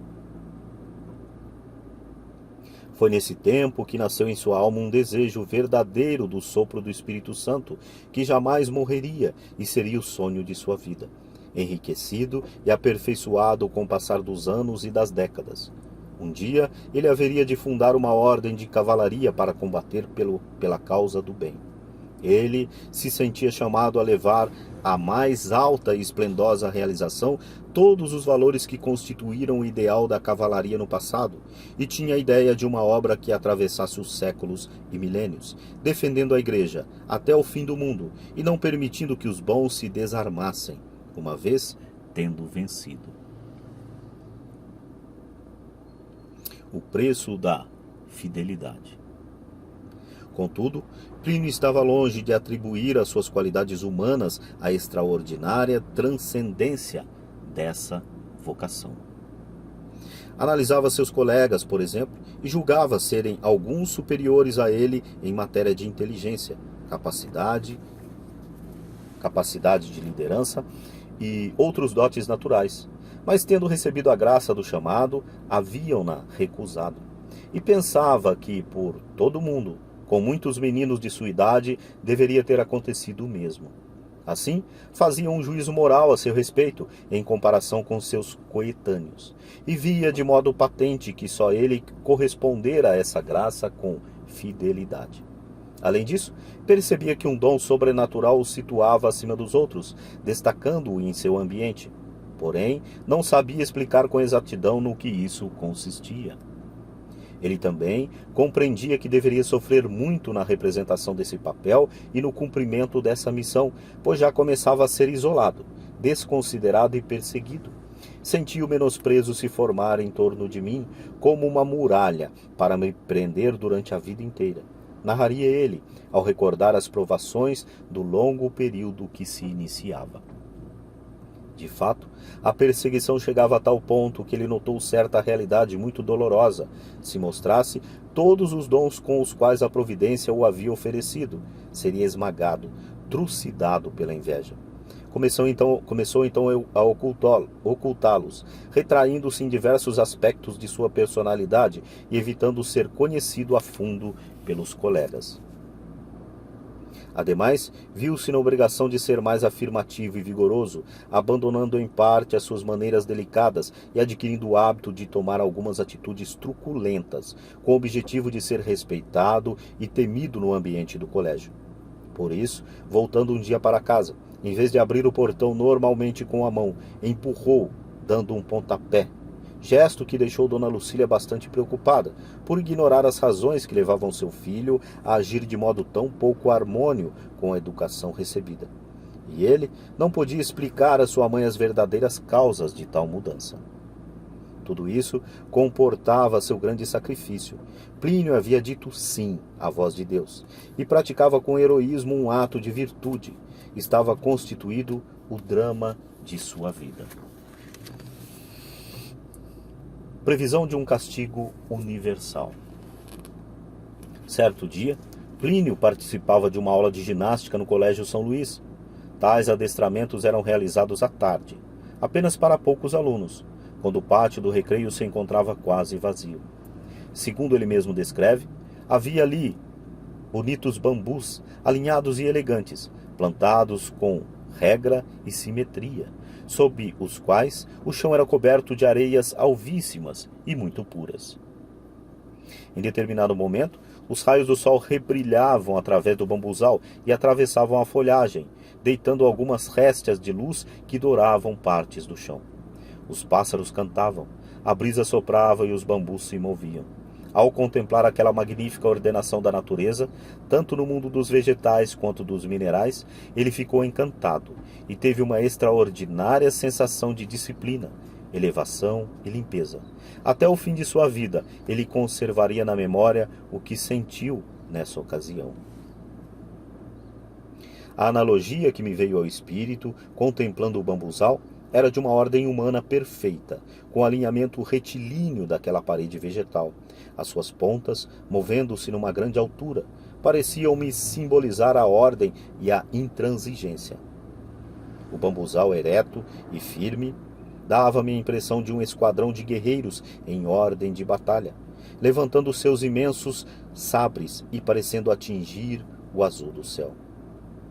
E o sol admirativo e cerimonioso se punha sobre eles, baixando lentamente e projetando uma sombra no areal do recreio. Por outro lado, as luzes vespertinas da São Paulina daquele tempo tinham belezas extraordinárias e luminosidades triunfais que me tocavam a fundo. Outro elemento vinha aumentar a beleza da cena. De vez em quando, um padre andava pelo colégio silencioso, de rosário na mão, meditativo, com batina e faixas pretas, tendo o clássico barrete na cabeça. Um outro passava junto aos bambus, rezando o seu breviário de encarnação preta, sossegado e tranquilo. Ambos se encontravam no pátio, cumprimentavam-se e continuavam a andar. Tudo aquilo era digno e composto, contrário à desordem que reinava quando ali se encontravam os meninos, em meio à correria e ao caos, ao meu trato, ao igualitarismo e à brutalidade. Plínio viu, então, o contraste entre a ordem da natureza e da igreja, tão de acordo com sua mãe, com Carlos Magno e com o que ele amava. E, de outro lado, o mundo inteiro mergulhado no pecado. E pensou, esta é a ordem que Deus pôs no mundo. Ordem na igreja, os jesuítas rezando, lentos e sérios. Ordem que Deus quis manifestar ao homem por meio da natureza, o bambuzal, que também representa o passado, pois as pessoas que aprenderam a plantar os bambus em linha reta não eram como essa meninada. Como eu gosto dessa ordem. Chamado já na infância a representar a ordem do universo, ele entrava em consonância plena e fazia-se um dos reflexos dela que o encontrava. Ali no pátio do colégio, gemendo por essa ordem e desejando que todas as coisas fossem dispostas de acordo com a sua finalidade, sentiu a voz da graça em seu interior e disse para si mesmo, cheio de convicção: a humanidade está perdida, caminha para uma hecatombe. Dia virá em que a ordenação existente na criação não suportará mais os pecados dos homens e se levantará para castigá-los. Em determinado momento, a natureza se aliará a mim e fará com que nos vinguemos desses pecados. Ora, ele não concebeu tal ideia por ouvir alguma profecia, mas levado pelo senso do ser e pelo discernimento dos espíritos.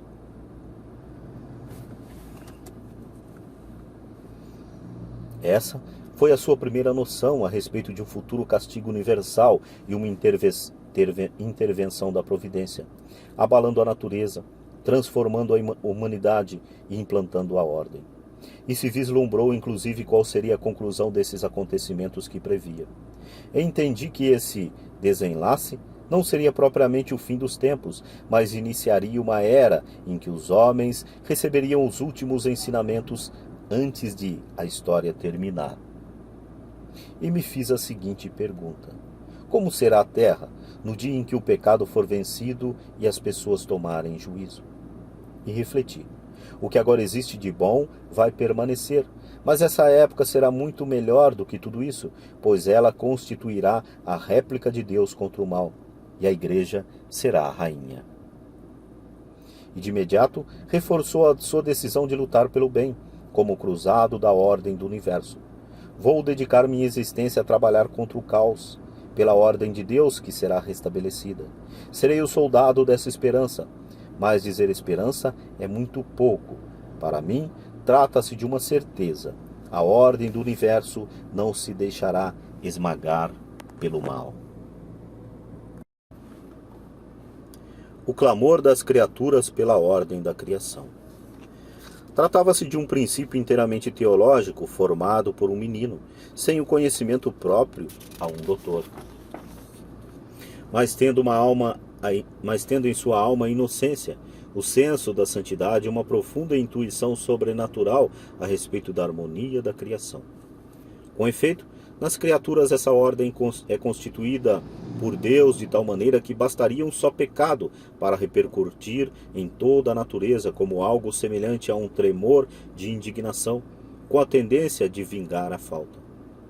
E se os anjos não retivessem os astros, as águas dos oceanos, as areias dos desertos, os animais e os vegetais, se não manifestassem a terra em sua órbita, tudo entraria em convulsão e seria levado a levantar-se contra aquele pecador para aniquilá-lo, por ter rompido a ordem que não deveria ser alterada. Quando o homem abandona a fé, revoltando-se contra Deus e dando-lhe as costas, estabelecendo na terra uma verdadeira imagem do inferno, tem de chegar o momento em que ele, por assim dizer, retira sua mão, provocando o revide da natureza. Em consequência, as catástrofes começam a se multiplicar. Dr. Plínio o afirmaria mais tarde. A doutrina católica apresenta o universo em ordem, donde vem a natureza de que as coisas devem caminhar para essa ordem, ou acaba o mundo. Pois há como que um clamor de toda a natureza que ruge e pede a Deus por vingança, quando ele é contrariado. A mensagem recebida e entendida. Ao narrar tais episódios, Dr. Plínio não hesitava em reconhecer o aspecto sobrenatural do acontecido naquele dia, enquanto contemplava o bambuzal, e da penetração de suas previsões sobre o futuro do mundo. Percebo com clareza que aquilo foi, sobretudo, um fruto da graça, pois para um menino daquela idade chegar a conclusões tão profundas não bastavam os meros recursos da natureza, inclusive seu propenso a aceitar que tinha havido uma ação de caráter místico. De fato, tão elevadas reflexões não se explicavam sem uma intensa ação de graças místicas.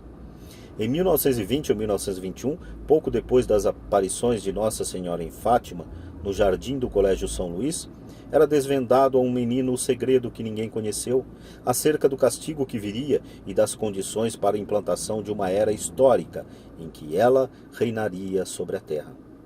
É verdade que os 3 pastorzinhos falaram ao mundo em declarações explícitas e fizeram um convite à humanidade. Mas também é real que esse menino não era chamado apenas a falar ao mundo, mas a batalhar pela construção de um novo mundo. E a mensagem cujo significado as crianças da cova da Iria talvez não entendessem por completo, o menino de São Paulo compreendeu perfeitamente, ajudado pelos dons com os quais cumulara a providência. Ele amou essa palavra interior, aderiu com toda a sua alma à Santa Igreja, bem como à ordem do universo, atacada e ferida pelo pecado, e disse mais uma vez: serei contra esse mundo. Em outros termos, pode-se afirmar que, enquanto anunciava em Portugal o triunfo do seu imaculado coração, Nossa Senhora já preparava no Brasil a execução desse grandioso e profético desígnio. Entretanto, para completar essa preparação na alma de Plínio, ela mesma o ajudaria a dar um passo decisivo em sua vida espiritual.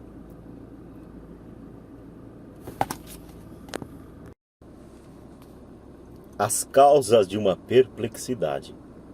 Havendo discernido a alma de nosso Senhor Jesus Cristo ao contemplar a imagem do Sagrado Coração de Jesus, Plínio tivera uma extraordinária atração pela pessoa dele, máxima arquetipia entre as arquetipias, ponto auge da ordem da criação e pináculo de todos os universos que ele poderia ter criado. A partir de então, esse relacionamento o extasiava a tal ponto, e sua devoção a ele se desenvolvera de forma tão intensa que era quase excludente de quaisquer outras. Possuía ele devoção a Nossa Senhora? Sem dúvida, e o incentivo materno nesse sentido jamais faltara, mas existia a esse respeito algo que não compreendia bem, Surgindo uma interrogação em seu espírito, sentiu uma espécie de reticência, não com Nossa Senhora, mas com a devoção que lhe era tributada. E, uma vez ou outra, me perguntava se não seria um tanto exagerada, pois poderia afastar as almas da adoração ao arquétipo humano que era nosso Senhor Jesus Cristo. Recordo-me da insistência de Dona Lucila para que eu rezasse a Nossa Senhora.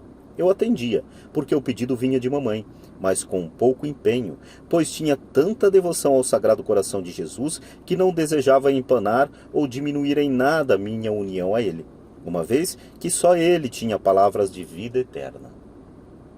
Podemos nos perguntar quais seriam as causas profundas de tal perplexidade, e a resposta se torna clara com a explicação oferecida por ele em certa ocasião. Segundo afirma, a devoção à Santíssima Virgem não depende de grandes estudos, mas da ação de graça nas almas. E dava o exemplo de duas pessoas em situações distintas. Um homem que possuísse um vasto conhecimento mariológico, sem jamais ter recebido uma graça mística em relação a ela, e um camponês, ao qual Nossa Senhora aparecesse enquanto ele rezava o Ângelus para encerrar o seu trabalho, e com ele trocasse palavras e olhares, enchendo-lhe a alma de encanto por ela. Entre o teólogo e o camponês, o grande devoto seria o último. Assim, acrescentava Dr. Plínio a devoção a Nossa Senhora, dizendo que ela nasce realmente para alguém quando, em alguma situação de grande dificuldade, movido pelo enorme desejo de dar um passo na vida espiritual, necessitando de um perdão extraordinário ou estando em qualquer outra circunstância dramática, dirige-se a ela e tem experiência de sua misericórdia, seu amparo maternal e seu empenho em salvar. A partir de então se estabelece um relacionamento pessoal com ela, e por isso pode-se dizer que os verdadeiros devotos de Maria Santíssima são aqueles que foram tocados por uma graça especial, e aos quais ela disse no fundo de suas almas: eu sou sua mãe. Ora, faltava a Plínio sentir esse toque místico de amor e bondade para compreender Nossa Senhora por inteiro em seu papel de mediadora junto ao nosso Senhor e ter sua alma conquistada por ela. Tal benefício lhe estava reservado para a hora exata, aos 11 anos de idade, no momento de uma aflição terrível, de um tremendo apuro cuja solução parecia impossível. Pode-se também conjecturar que a providência quis dar-lhe na primeira infância uma noção da ordem do universo tal como ela fora concebida na mente de Deus desde toda a eternidade. Nosso Senhor Jesus Cristo é, de fato, a arquetipia e o modelo mediante o qual Deus criou todos os seres, conforme Colossenses 1, de 15 a 17. Inclusive, a própria Maria Santíssima. E essa visão não teria sido tão completa e cristocêntrica se ele houvesse conhecido antes a posição da Mãe de Deus no plano da criação. Repreensão e ameaça de Dona Lucília.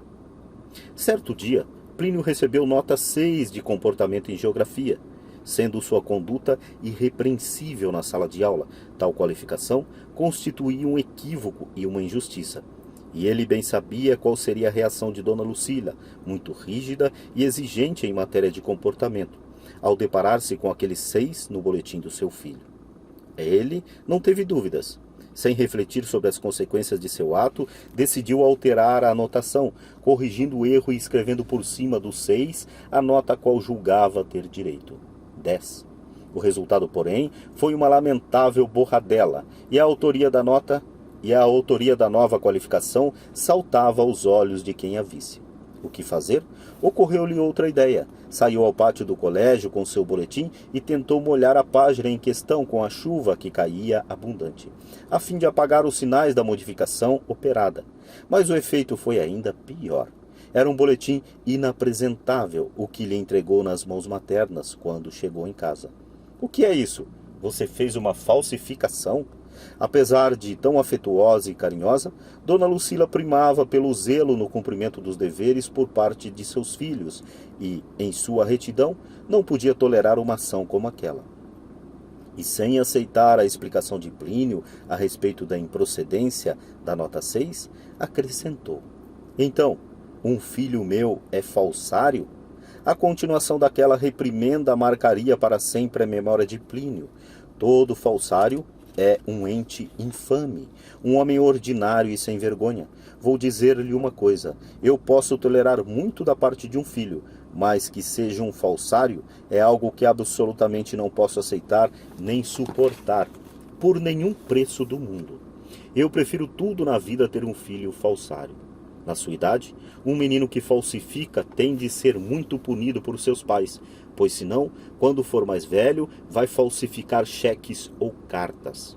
Ofenderá a Deus, acabará na cadeia, vai ser a vergonha de sua família e o desgosto de sua mãe. Era a recriminação mais forte que recebera de Dona Lucila, segundo ele narrava. Mas qual era a reação interior daquele menino face a uma repreensão tão enérgica de quem tanto amava? Acima de tudo, admiração. Em meio à enorme dor que sentia por ver a mãe indignada contra ele, deixava-se tomar pelo encanto diante da sua expressão, suas palavras e o tom de sua voz. E esses instantes parecem ter se fixado de modo indelével em seu espírito. Assim como o mar muda de aspecto ou o céu muda de cor, sem que se possa perceber bem em que momento começou a mutação, algo nela estava mudando. Os seus olhos castanhos, habitualmente muito aveludados e de uma luminosidade difusa muito doce, haviam adquirido um brilho mais intenso e pareciam tornar-se quase pretos. Era um olhar sereno, fixo e severo, que me fitava de dentro das várias profundidades, ao mesmo tempo que envolvendo e me condenando. A sua voz afável, sonora e acariciante tinha agora um tom de censura, como um órgão cujo registro houvesse mudado. Sem gritar, ela parecia dizer o seguinte: eu irei até as últimas consequências, na energia e na severidade. Não permitirei que você continue com esse defeito, mas entrarei em guerra contra ele até quebrá-lo. Era um modelo de firmeza implacável, de intransigência e de exigência. Ela manifestava tanta superioridade, nobreza e dignidade que eu me sentia pequeno e indigno de ser filho dela. Entretanto, no dizer um filho meu, havia uma ressonância de veludo que mostrava a seriedade e a gravidade da maternidade e me fez sentir o quanto ela me amava e como a sua proximidade me elevava. Dona Lucila começou, ou melhor, Dona Lucila ameaçou. Dr. João Paulo iria ao colégio na segunda-feira a fim de verificar o acontecido. Esta cena desenrolou no sábado à tarde. Se fosse comprovado que ele havia praticado alguma ação repreensível na sala de aula e, portanto, merecia tal nota, ela o mandaria como aluno interno ao colégio Caraça, em Minas Gerais, durante um ano. Tal estabelecimento, dirigido por padres lazaristas, tinha em São Paulo a fama de ser o internato mais terrível do Brasil, uma espécie de instituto correcional ou reformatório de meninos mal comportados, quase um colégio-presídio. E Plínio percebia que sua mãe estava decidida. Se fossem confirmadas as suspeitas sobre o procedimento de seu filho, ninguém a faria voltar atrás. E na sua intransigência, estava disposta a empregar todos os meios para que ele se emendasse, inclusive o atroz castigo da separação. Após retirar-se da presença de Dona Lucila, sem receber dela o ósculo de costume, Plínio se viu num mar de angústia, afligido até o cerne de sua alma. Temia muito ser mandado para lugar tão inóspito, mas, sobretudo, o feria a hipótese de viver longe de sua mãe. Aquela perspectiva era para ele um verdadeiro tormento. Sentia-me expulso daquele paraíso de sabedoria e de carinho que era a minha união com ela. A ideia de permanecer afastado durante um ano, a uma distância astronômica de São Paulo, era para mim como uma morte, um castigo inimaginável. Por outro lado, ele se encontrava nesses dias em renhido combate, assaltado por tremendas tentações contra a castidade, virtude que ele tanto amava e não desejava perder por nenhum preço. Narrava ele: além do mais, naquele tempo eu estava lutando muito para me manter fiel em matéria de pureza, mas sentia-me pavorosamente fraco e débil. Sem ter propriamente momentos de desânimo, pareciam faltar-me as energias para a luta. Salvai-me, rainha. No domingo de manhã, Plínio saiu de casa muito cedo e dirigiu-se ao santuário do Sagrado Coração de Jesus para a missa. Entretanto, ainda que sempre tivesse encontrado inteira consonância de alma diante da imagem do Divino Salvador, não teve forças para recorrer a ele. Como se apresentaria diante do bem absoluto, a verdade absoluta e a lei absoluta em tal estado de falência? Aquela suprema majestade parecia não lhe permitir que se aproximasse. Ao entrar na igreja, não havendo lugar livre nos bancos da nave central, ele permaneceu à direita, no fundo. Por coincidência, dali se via à distância uma imagem branca de Nossa Senhora Auxiliadora. Na sua aflição, Plínio começou a rezar uma das orações que sabia de memória, a Salve Rainha. Ora, sem conhecer o significado da salvação latina salve, ele imaginava tratar-se de um pedido para ser salvo. Então, suplicou o auxílio dela, dizendo, Salve, Rainha. E para ele o sentido da prece era salvai-me, salvai-me, porque minha situação é terrível. Ao pronunciar as palavras Mãe de Misericórdia, sentiu-se olhando com imensa maternalidade e teve em seu interior uma impressão de apoio e amparo. Reconhecendo imediatamente que era aquela a qual se dirigia, a Mãe das Mães, a Mãe por excelência, misericordiosa em extremo, a tábua da salvação. Filho de Dona Lucila, ele tinha um altíssimo padrão de mãe e, portanto, sabia muito bem no que consistiam o carinho, o afeto e a misericórdia, por havê-los comprovado em si. Mas agora, numa situação rápida, pensou, a bondade dela é muito superior à de mamãe. Esta é a mãe de minha mãe, o suprassumo do que ela é, a arqui-mãe. E continuou, vida, doçura, esperança, ela tem vida, ela dá a vida, e que doçura! A doçura de Dona Lucília é tal que não há termos para descrevê-la, mas, se ela é doce, Nossa Senhora é ainda mais doce. Esperança, nela eu posso esperar mais do que em minha mãe, é a solução para os meus problemas. Nesse momento, a imagem da Santíssima Virgem parecia sorrir-lhe, cheia de carinho. Tocado no fundo da alma por uma graça mística, ele experimentou em si o amor de Nossa Senhora e o quanto estava ela disposta a perdoá-lo, reconduzi-lo ao bom caminho, dar-lhe forças e fazer por ele o inimaginável. Plínio também recebeu a confirmação de que perseveraria na fidelidade e na virtude, apesar de sua fraqueza. Doravante, não havia mais nenhum desvio de sua parte, pois ela o manteria. Era como se escutasse a voz de Nossa Senhora dizendo-lhe, meu filho, não se preocupe, não se turbe, esqueça o que aconteceu, porque eu arranjo essa situação, tudo está resolvido. E fazia-lhe uma promessa, dando a certeza de sua proteção maternal. Eu lhe dou a garantia, nunca o abandonarei, jamais o deixarei só, e eu o acompanharei passo a passo, assistindo-o durante toda a sua vida. Sempre o protegerei e o levarei a cumprir sua vocação até o fim. E tal manifestação lhe conferiu uma extraordinária fortaleza, bem como uma enorme calma, toda fundada na confiança nela. Plínio retornou com o coração transbordante. O domingo transcorreu para ele em plena paz, e no dia seguinte Dr. João Paulo verificou a realidade do ocorrido com a nota de geografia. Tratava-se de um erro de transcrição, pois, de fato, Plínio havia merecido e obtido 10 em comportamento. Tudo voltou à normalidade. Dona Lucília abriu os braços para beijar seu filho, o qual não teve de partir rumo ao colégio. Caraça. Mas permaneceu junto a ela. Nossa Senhora Auxiliadora havia resolvido o caso. Entretanto, ele mesmo afirmava que tal solução havia sido a menor das vantagens alcançadas naquela circunstância.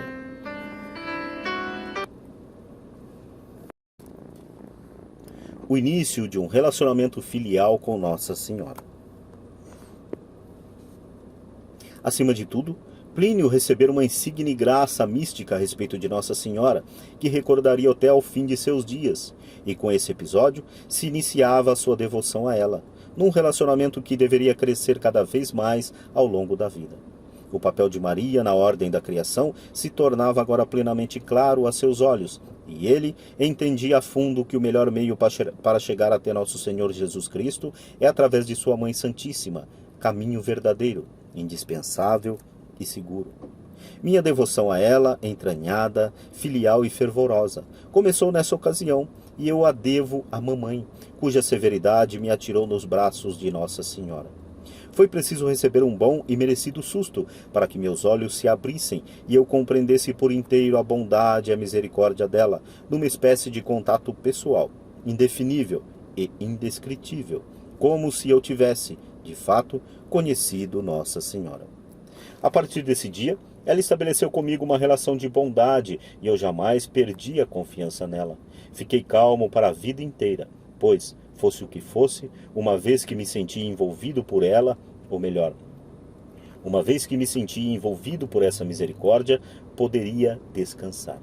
Mas também era verdade que sua alma havia sido preparada para esse passo decisivo por uma experiência já longa, desde a primeira infância, da maternalidade e do modo de ser de Dona Lucília, sempre disposta a fazer-lhe bem e ajudá-lo em qualquer necessidade ou drama. Assim, como ele havia discernido, a alma de nosso Senhor Jesus Cristo na imagem do Sagrado Coração de Jesus existe naquela igreja, de modo análogo. Ele também discerniu a alma da Santíssima Virgem diante da imagem de Nossa Senhora Auxiliadora, quando voltou para ela dizendo: "Salvai-me, Rainha", e foi atendido. Salvai-me, Rainha.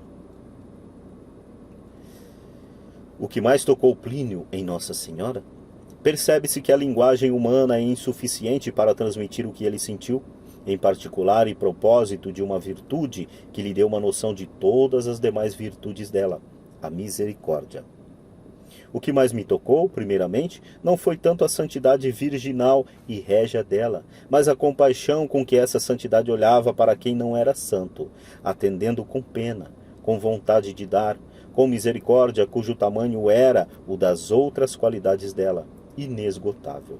Clementíssima, pacientíssima, pronta a ajudar a qualquer momento, de modo inimaginável, sem nunca deixar escapar um suspiro de cansaço, de extenuação ou de impaciência, sempre disposta não só a repetir-se, mas a superar-se a si própria. De maneira que, feita tal misericórdia, e sendo ela mal correspondida, vem uma misericórdia maior. Por assim dizer, nossos abismos vão atraindo a luz para o fundo. Quanto mais fugimos dela, mais graças se prolongam e se iluminam em nossa direção. Na opinião do autor, a Mãe de Misericórdia o fez experimentar no fundo da alma a sua bondade, para que, tendo chamado a fundar uma obra composta por necessidades, ele gravasse essa nota de confiança em todos aqueles que o seguissem. Contígua a essa compreensão de misericórdia, vinha também a de 3 outras qualidades de Nossa Senhora, pelas quais Plínio manifestava especial encanto. Ela é pura, de um grau de pureza que não se pode cogitar, feita não só de ausência de qualquer pendor para o mal, mas do jorro de uma alma voltada direta e exclusivamente para Deus. Essa pureza traz consigo a ideia da fortaleza, ao menos para mim, ao que ela, na sua pureza, decidiu. O resto do mundo se flecte e está liquidada a questão. O universo inteiro não é nada em face à força de vontade dela. É um ímpeto, uma decisão, uma resolução, uma impossibilidade de resistência de quem quer que seja, do que quer que seja, uma soberania, um domínio. Por sua vez, essa misericórdia, essa pureza e essa fortaleza trazem para mim a noção de sabedoria.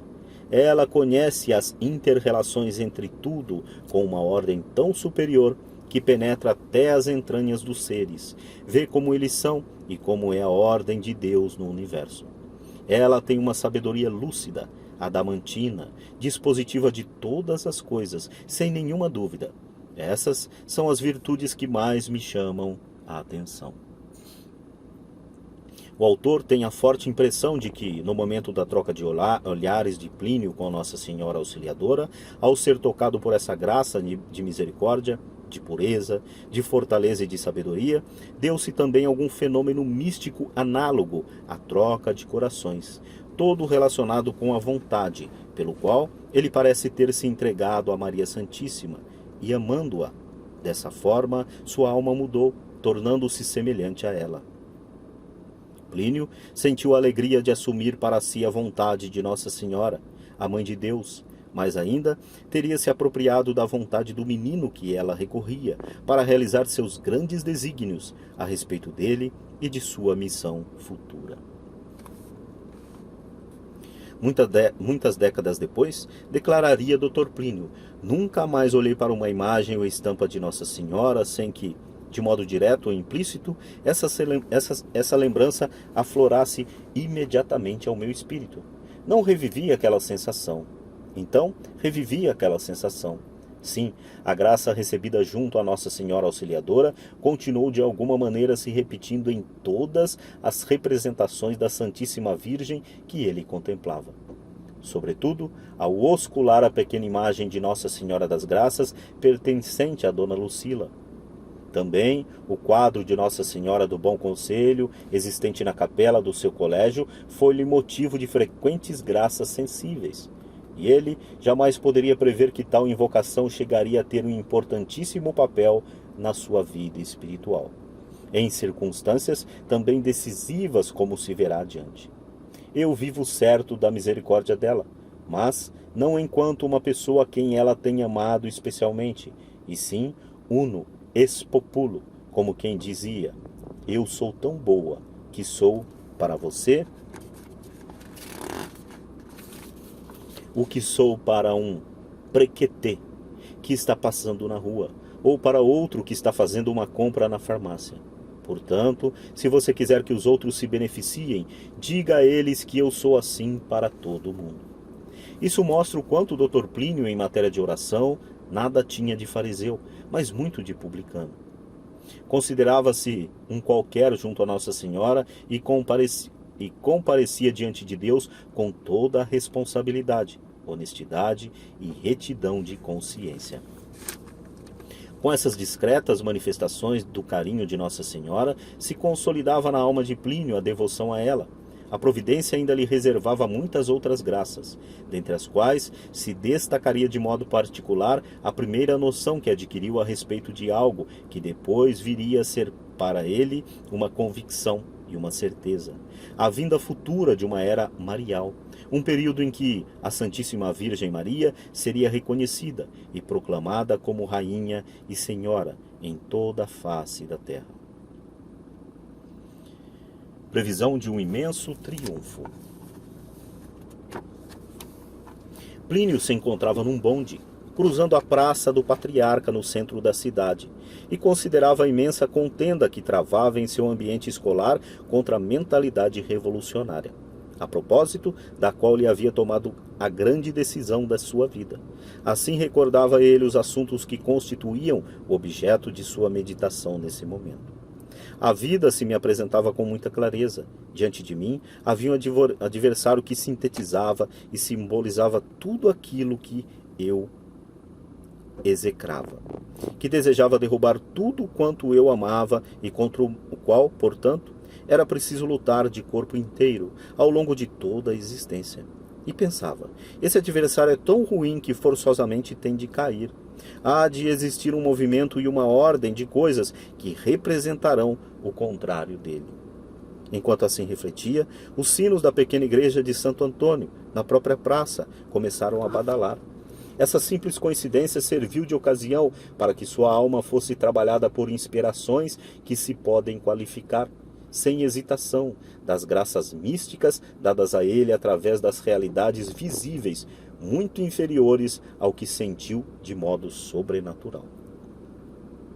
Aquele repicar de sino pareceu-me ser como uma voz de minha consciência, tocando para mim mesmo e aprovando o que eu cogitava, dizendo-me: essa é a glória do que me empreenderás. Esses sinos tocam o esplendor da vitória, para a qual trabalharás. Com toda calma, enquanto o bonde deslizava com vagar pela praça e os sinos continuavam a carrilhonar, ele prosseguia. Pensei, pela primeira vez, em como seria o momento em que Nossa Senhora fosse proclamada Rainha do mundo inteiro. Eu ainda não utilizava o termo, mas é evidente que já esperava o reino de Maria. Então, ele viu na imaginação uma grande cerimônia, na qual o Santíssimo Sacramento era conduzido em procissão, cercado por manifestações de adoração por parte de uma população católica penetrada de fervor jubiloso. E até escutou algo dos cânticos que acompanhavam tal desfile. Sua descrição torna patente a nitidez do panorama que lhe foi mostrado. Era uma humanidade com a mentalidade completamente transformada, tomada de entusiasmo, dando aclamações em transportes de felicidades e cheia de uma alegria indivisível que se espargia pelos campos e cidades, enquanto toda a natureza parecia reconstituída e elevada para aquele triunfo. Tratava-se de uma antivisão daquele objeto, ou melhor, tratava-se de uma antivisão daquele objetivo final de sua luta na Terra, pelo qual batalharia sem descanso, na proclamação do reino de Maria, em meio aos esplendores dessa solenidade por ele contemplada. Inclusive, algo no céu se movia, dando a ideia de que Nossa Senhora iria aparecer. Em seguida, transparecia nessa cena um aspecto muito característico de sua vocação e missão, o qual já começava a se externar em sua vida cotidiana. O desejo inabalável de vencer aquilo que um dia ele chamaria de revolução. Nesse grande desfile não havia apenas o sabor doce da festa, mas o magnífico sabor da justiça, pela vitória sobre a revolução. E todo o reluzimento da alegria parecia dizer: venceu uma doutrina, derrotando outra. A serpente está esmagada por todos os séculos dos séculos. Amém. Fiel aos movimentos de graça em seu interior e sentindo-se em extremo confortado por tais considerações, Plínio chegou à conclusão de que elas só podiam corresponder a algum desígnio providencial, e disse consigo: o que estou pensando é tão bom, tão justo e tão nobre que isso acontecerá. Um dia ouvirei sinos como esses repicando ao longo de um extenso trajeto, e verei um imenso desfilar de pessoas aclamando Nossa Senhora. Aquela inspiração mística também lhe prometia algo para a qual sua alma tendia em especial veemência, confundida pela decadência de costumes de sua época, que tanto horror lhe causava. Aquela inspiração mística também lhe prometia algo para o qual sua alma tendia com especial veemência, contundida pela decadência de costumes de sua época, que tanto horror lhe causava e muito o fazia sofrer. A implantação de uma civilização em que a virtude da castidade fosse uma das principais características e das mais elevadas glórias. A festa triunfal que eu imaginava era de uma humanidade recuperada, afinal, para a pureza, entusiástica dessa virtude e toda integrada na religião católica, palácio da pureza, trono da castidade, sede própria de todas as virtudes que eu amava. Por fim, encerrou-se para ele aquela meditação cheia de consolações, com um grande propósito e um ato de confiança em Nossa Senhora, ao qual ele seria indefectivelmente fiel até o término de seus dias. Lutarei a vida inteira, deitando nessa luta todos os altos de minha alegria, todos os recursos do meu ser e todas as forças que a misericórdia de Nossa Senhora me conceder. E parecia-me que minha vida não se extinguiria sem que Nossa Senhora me desse a graça de vê-la vitoriosa. Essa era a grande esperança que me punha em movimento e me ajudava em minha luta, compreendendo e admirando cada vez mais a ela e tendo sempre maior proximidade com ela. É com grande alegria e prazer no coração que eu termino mais esta leitura. Se essa leitura lhe foi útil, você pôde acompanhar do início ao fim e pôde engrandecer de alguma maneira a tua vida, e você queira contribuir para que essas leituras continuem sendo feitas, isso como uma troca de energias, né? Você usufruiu de um trabalho e, se achar viável, pode estar contribuindo com esse trabalho também. Então, se você quiser contribuir com esse trabalho, abaixo aí na descrição você tem aí os dados para que você possa contribuir também e fazer a troca de energias, pois é dando que se recebe. Eu dei o meu trabalho a vocês através desse áudio e, caso seja da tua vontade, eu poderei receber alguma coisa em contrapartida de quem está ouvindo.